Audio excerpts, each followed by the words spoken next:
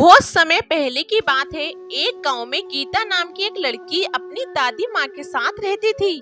उसके पास 2 गायें थी। गीता अपनी गायों से बहुत प्यार करती थी और उनका खूब ध्यान रखती थी।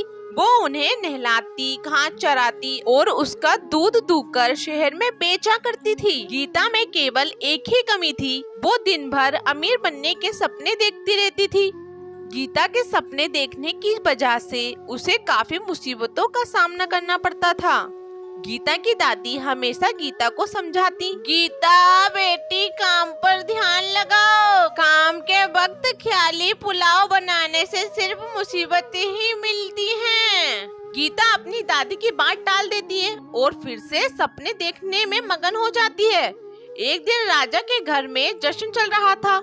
राजा का संदेश सैनिक गीता के घर आया और बोला, महाराज ने आज तुम्हें अपनी गायों का सारा दूध राजमहल लाने को कहा है और उन्होंने ये भी कहा है कि आज तुम्हें दुगना दाम देंगे। ये सुनकर गीता खुश हो गई और गाय का दूध दूहने लगी। उसने सारा दूध एक बड़े मटके में रखा और उसे लेकर राजा के राजमहल को चल पड़ी। अपनी आदत से मजबूर गीता फिर से सपने देखने लगी और सोचने लगी, राजा जी आज मुझे दोगुना दाम देंगे। मुझे जो दुगना पैसा मिलेगा मैं उससे कुछ मुर्गियाँ खरीदूंगी। वो मुर्गियाँ खूब सारे अंडे देंगी। वो अंडे बेचकर मैं खूब सारी गाय खरीदूंगी। फिर सारा दूध बेचकर मैं अपने लिए खूब सारे अच्छे कपड़े और एक महल खरीदूंगी। उस महल में मैं महारानी बनकर रहूंगी।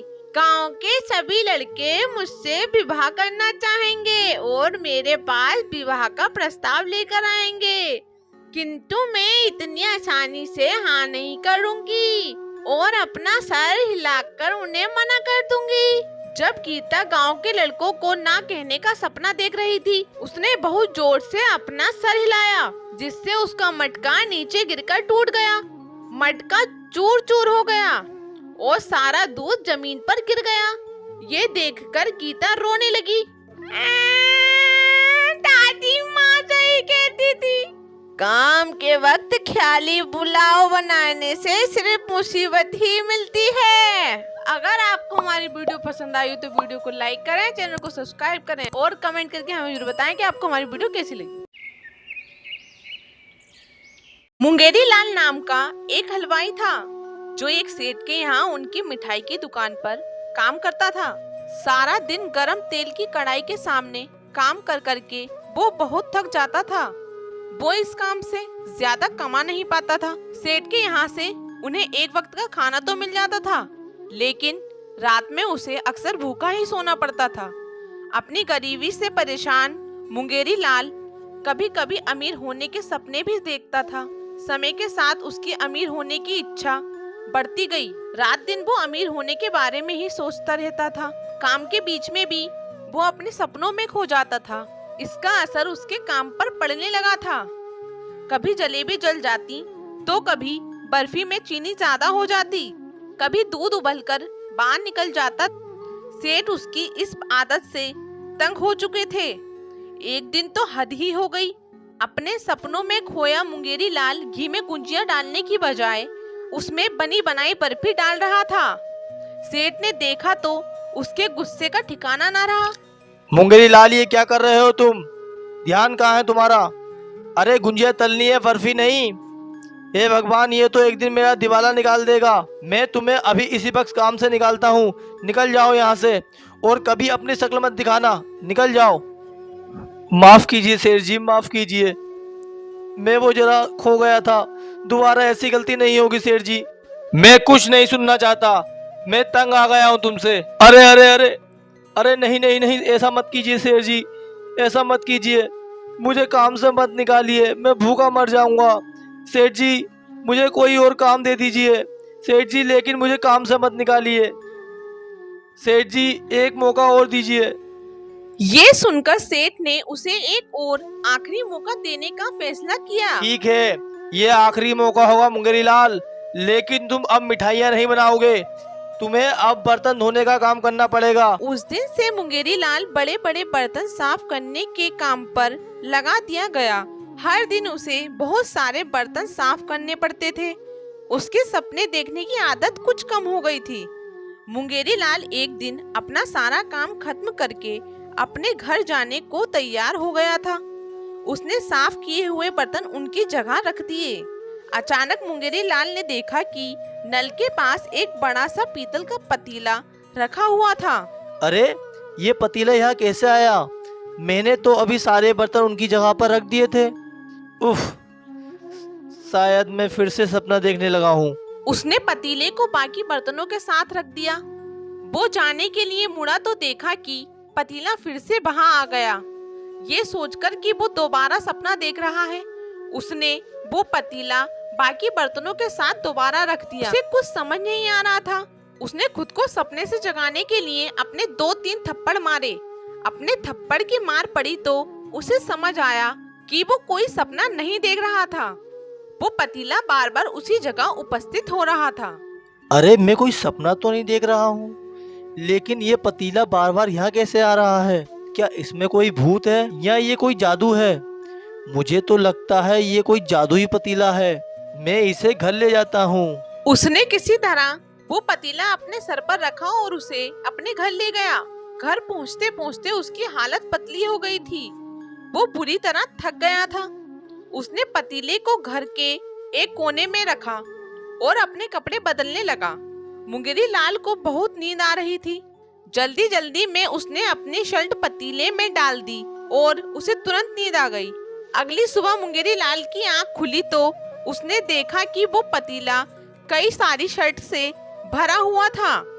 वो जो देख रहा था उसे उस पर विश्वास नहीं हो रहा था। वो समझ गया था वो एक जादुई पतीला है। ये कैसे हो सकता है? ये तो सच में ही जादुई पतीला लगता है। कहीं मैं फिर से सपना तो नहीं देख रहा हूँ?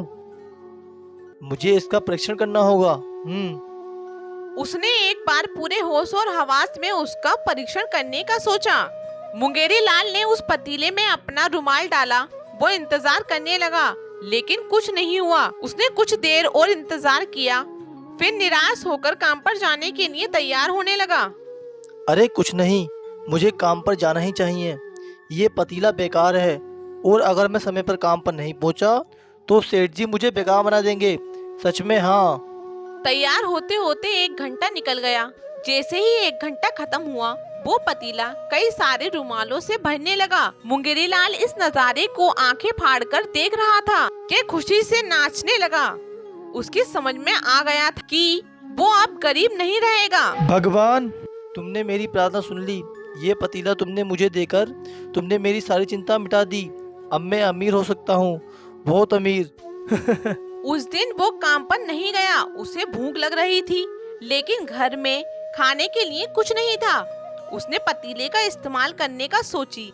उसने पतीले में पहले एक चावल का दाना डाला और घंटे भर में पतीला चावल से भर गया। उसने सारे चावल एक बोरे में भर दिए। इसी तरह उसने दाल, बेसन और मसाले पतीले में डाल दिए। उसने ये सारा सामान अलग अलग बोरे में भर दिया। इस दिन उसने पेट भरकर स्वादिष्ट खाना बनाया और खाया। कुछ ही दिनों में उसने अपना घर धान, मसालों और कई चीजों से भर लिया। उन्हें बेचकर उसने काफी पैसे कमाए। अब उसे सेठ के यहाँ काम करने की जरूरत नहीं थी। अब उसके खुद के पास एक नौकर सुबह और शाम खाना बनाने आता था। कुछ ही दिनों में उसने एक बड़ा घर बना लिया और अब वह आराम से रहने लगा। कुछ महीने बीत गए। वो धान और अनाज बेचकर अपना जीवन चला रहा था। जल्द ही वो इस काम से भी ऊब गया था।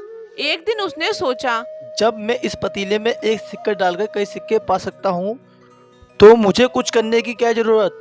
मैं तो सिर्फ अपने खाने भर का सामान ले लिया करूँगा और पतीले से पैसे कमाता रहूँगा। ये सोचकर उसने पतीले में एक सिक्का डाला और 1 घंटे में वो पतीला 100 सिक्कों से भर गया। वो इसी तरह सिक्के डालता गया और जल्दी ही उसके घर का एक हिस्सा सिक्कों से भर गया।